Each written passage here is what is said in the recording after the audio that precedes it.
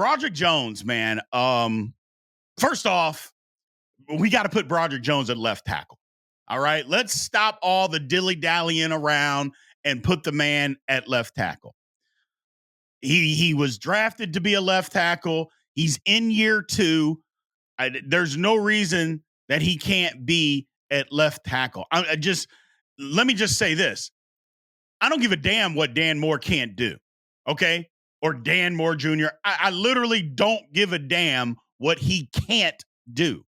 That shouldn't be the Pittsburgh Steelers' problem. That's a Dan Moore Jr. problem. So if he couldn't go and compete or play right tackle at all, why is that our fault? Why is that Broderick Jones' fault, more importantly?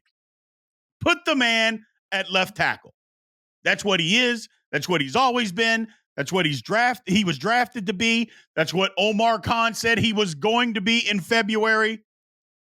All this other stuff, it's time to stop. Not to mention, we drafted a right tackle of the future in Troy Fautanu. It's time to put him there.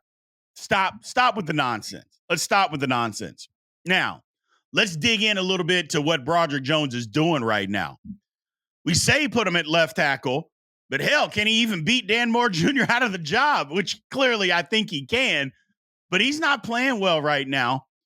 But I don't want to hear the hurt excuse. Okay? I just don't want to hear that. And again, that's not me saying that I don't believe Broderick Jones is not hurt. I'm not saying I don't believe that because I mean, he says, well, let me just say this. He said it's not a factor. He just has to play better. Well, when somebody tells you that, shouldn't you believe him? Okay, well, he's not hurt. We can see that he is. We've got eyes. You know, I say this all the time, man. Don't let your eyes lie to you. We see what's going on here. We know what's going on. But look at some of this stuff. You see the play here at Broderick Jones and what he's doing. This was bad against Buffalo.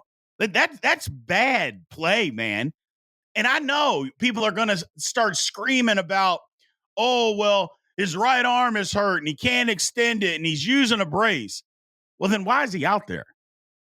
Like, that play had nothing to do with Broderick Jones. That has nothing to do with him extending his arm. That's just him getting tossed like a rag doll. I don't want to – I mean, if he's hurt, it's the preseason, people. Guys sit out with hangnails in the preseason. I mean, look at that. That's terrible. Terrible. And if he's really that hurt, you got to sit him out. You got to sit him out. I mean, there's no reason to be out there playing. He's not cutting off guys on the backside. He's not reaching guys. He was a dominator in the run game, ultra athletic. Those are things that he's not doing now. All I'm saying is we can't just let this hurt thing be the excuse. If he's hurt, then get him rested up to go play football during the regular season. And I know what he said. Well, I'm as healthy as I'm going to be. Well, first of all, what does that mean? But number two, you can't tell me that resting a little bit isn't going to help you. It's going to help you. But I don't know. I'm just not willing to give him that excuse if you're out there playing in the preseason hurt. You know, not to mention, if this is what we're going to get from you in the regular season, we got to get somebody else out there. I mean, let's just be honest. In the 3 series, you give up 2.5 sacks in 3 series? And if you want to say 5 overall, okay, fine. In 5 series, you gave up 2.5 sacks? How are we going to live and win like that? No, people. That can't be the case. So we got to get him to left tackle, get him all the reps that he can get. I think he's better than Dan Moore Jr., even though Dan Moore Jr.'s played. I shouldn't say he's played well. He's played okay in the preseason. He has. Well, sorry. You're not in the plans for the future. This guy's better than you. What he brings to the table is more than what you can bring to the table. The only reason that I don't believe that he's over there is maybe the Pittsburgh Steelers don't believe that he's capable right now. I mean, the whole problem with Broderick Jones has always been, his pass protection. He was so dominant in college that nobody had counter moves. Well, in the NFL, guys have counter moves, and he's having problems dealing with counter moves. Well, at least get him in the right position to deal with counter moves. He's just getting overwhelmed, being pushed around. not being physical at the point of attack. Just we can't let if he's saying that his arm in the brace isn't a problem, well then why do we have to give him a pass for that? He said he has to be better, then just be better. But I don't think he needs to be better on the right side. Troy Faetanu will be back. We'll get into that injury a little bit, but he'll be back for week 1.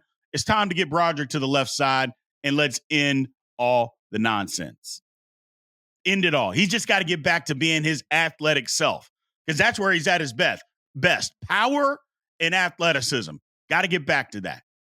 Got to get back to that. And if because he's getting beat, it wasn't just because of his arm. He's getting beat on stuff because he's too high, in his past sets. He's way too high, especially trying to get outside and run block. He's too high. Guys are getting it into his chest. His foot placement is bad. His punch, just where his hands are bad. It's just been bad. It's not just because of an arm brace. We got to stop that narrative. He just been playing bad. It's okay to say, but now he's got to play better. And he needs to play better on the left side. It's time for that to happen, people. Enough is enough, Pittsburgh Steelers. Get Broderick Jones over to the left side, and let's get this thing moving. Got a poll question. So what is the fix for the Steelers at right tackle with Broderick Jones struggling? Is it to leave Jones at right tackle? Is it move Jones to left tackle? Or is it to bench Jones and to let him get healthy?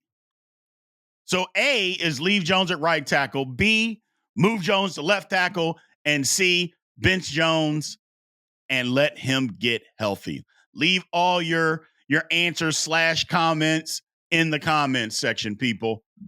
Good poll question. I want to know what your thoughts are. Thank everybody for making a Steelers Almighty the fastest growing Steelers channel on YouTube today. We started April 4th of this year, and we have just been busting it, man. So take a look at our weekly schedule for during the season. We got our weekly podcast, just like this one's going to come out on every Wednesday at 7 p.m. Eastern time. We have our live. We're going to do live post games. We're going to live pregame. Haven't decided on the pregame. It's either going to be Friday night or Saturday morning. We're going to decide which one. And again, those are kind of fluid because if the Steelers play on a Thursday or they play on a Monday, some of that's going to get messed around. But on just regular work week or game weeks, I should say, this is what the schedule is going to be. So, and remember the hotline, people. Start calling into the hotline. That way we can go through it and we can put you on a podcast as of now. Look, the hotline number, 412-444-8390. 412-444-8390. Remember to leave your name, your YouTube username, email address, and where you're calling from. Leave a rant, question, comment, whatever it is. And again, at the halftime segment, I will start reading it, or better yet, we will play it, and then I will respond to it. We'll have you up on the screen and all that good stuff, people. So make sure you start calling into the Steelers Almighty hotline as of now. And again, super chats, Lord have mercy. We got another one. Capricorn Steel has sent us another super chat. We appreciate it. And thank everybody who has done that. This is the latest one that we received. We're always going to thank you on the show, man. So we appreciate it. Now, supers obviously are wide open, but it's not the only way that you can help support us and help keep putting out this content, people. Remember to continue to like, follow, subscribe, comment, because I love going back and forth with you guys, man. So continue to do that. We appreciate it. Thank you very much.